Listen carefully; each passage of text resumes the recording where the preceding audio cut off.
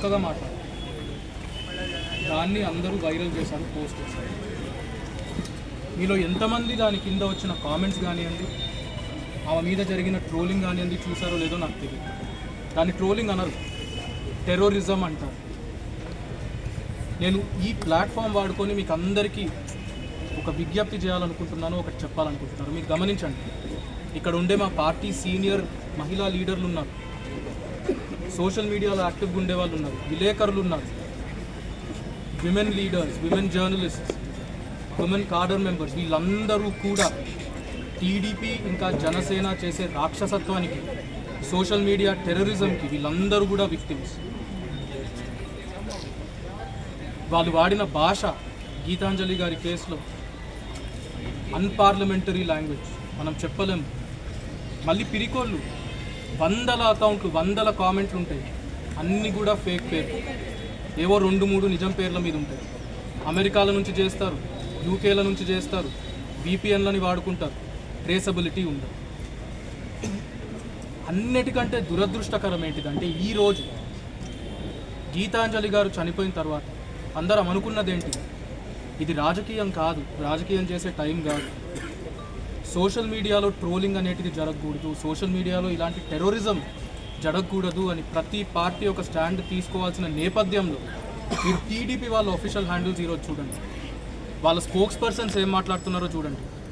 ఎక్కడ కూడా మేము బాధపడుతున్నాము, గీతాంజలి గారు అని ఒక మహిళ చనిపోయినందుకు మేము బాధపడుతున్నామని ఒక్కరూ చెప్పడం లేదు. ఇది కూడా వైఎస్ఆర్సీపీ చేసే రాజకీయం అంట. అసలు గీతాంజలి అన్న మహిళ చనిపోలేదంట, యాక్టింగ్ చేస్తున్నారంట. యాక్సిడెంట్ కేసుని మనం సూసైడ్ అని చెప్తున్నామంట. ఇక్కడ అన్న ఉన్నారు, వాళ్ళ భర్త, ఆయనంతకు ఆయన ఇలాంటి టైంలో మీడియా ముందరికి వచ్చి మాట్లాడాల్సి వచ్చింది. అది వాళ్ళు చేస్తూ ఉన్నది. ఇప్పుడు కూడా పోస్టులు పెడతా ఉన్నారు. పైన మేము వాళ్ళ ఫ్యామిలీతో మాట్లాడుతుంటే ఇంకా పోస్టులు చూస్తున్నాం. ఆ అమ్మను, గీతాంజలి అమ్మను మేము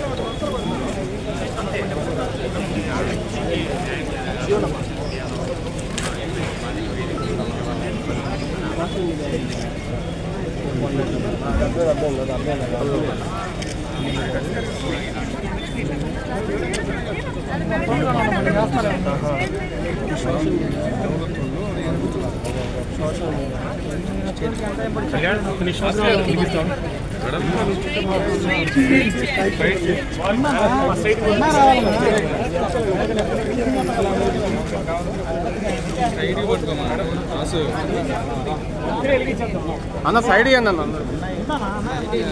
వీళ్ళందరూ మధ్యలో వస్తున్నాయి.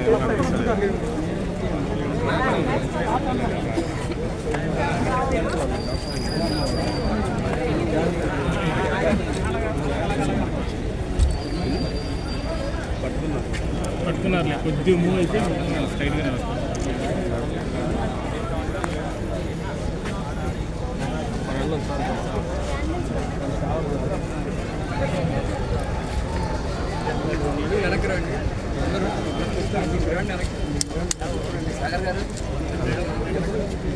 మనమే పడుతున్నాం ఫోన్లో కూడా.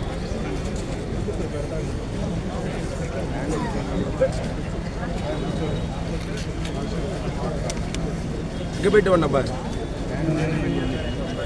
నువ్వు రావాలని ఆగారు.